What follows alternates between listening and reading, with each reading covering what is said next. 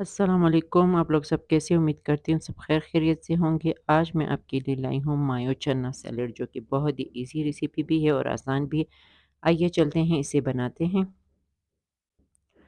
सबसे पहले हमने 1 कप चने ले लिए थे और 1 कप लोबिया ले लिया था, और साथ ही में मैंने इनको उबाल के रख लिया है दोनों को।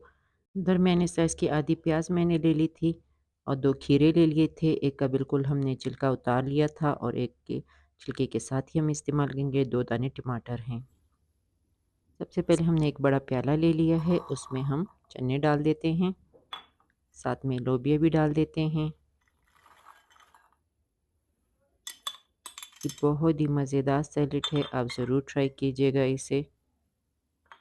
2 दाने टमाटर हमने लिए हैं। टमाटर में से मैंने अंदर का इसका जो गूदा था ना, वो मैंने निकाल दिया है इसका पानी, क्योंकि वो पानी छोड़ेगा, इसीलिए हमने इसे निकाल दिया था। और खीरा जो है, एक मैंने छिलके समेत इस्तेमाल किया और एक मैंने बग़ैर छिलके के इस्तेमाल किया है। इन चीज़ों को हम आपस में मिक्स कर देते हैं। लोबिया और चनों को हमने थोड़ा-सा नमक डालकर उबाला है, आपने ज़्यादा नमक नहीं डालना है। खीरे हमने 2 इस्तेमाल करनी हैं। मायोनीज़ हम 4 खाने के चम्मच लेंगे।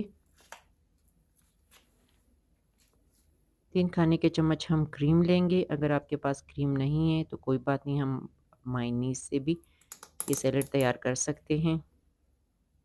और फिर आप अगर क्रीम नहीं है तो आप मायोनीज़ ले लें और थोड़ी-सी चीनी इसके साथ मिला लें, बहुत कम चीनी आप इसके साथ मिलाएँ। थोड़ा-सा हम नमक छिड़केंगे,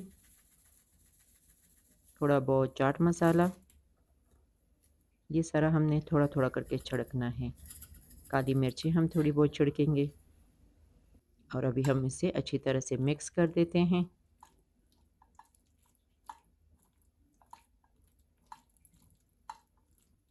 ये जी, हमने अच्छी तरह से मिक्स कर लिया है अपने सैलेड को। अभी हम इसे सर्व करते हैं। ये जी, हमारी सैलेड बिल्कुल तैयार हो चुकी है। ये बहुत ही मज़ेदार सैलेड है, आप ज़रूर ट्राई कीजिएगा और मुझे कमेंट्स में बताइएगा कि आपको ये सैलेड कैसे लगी। कभी-कभी बंदे को भूख लगी होती है और सालन वग़ैरह खाने को दिल नहीं करता है, तो आप ये सैलेड बना के खा लें तो काफ़ी आपका पेट भी भर जाएगा और हेल्दी भी है और बहुत ज़्यादा मज़ेदार है ये सैलेड। अभी आपसे इजाज़त चाहती हूँ।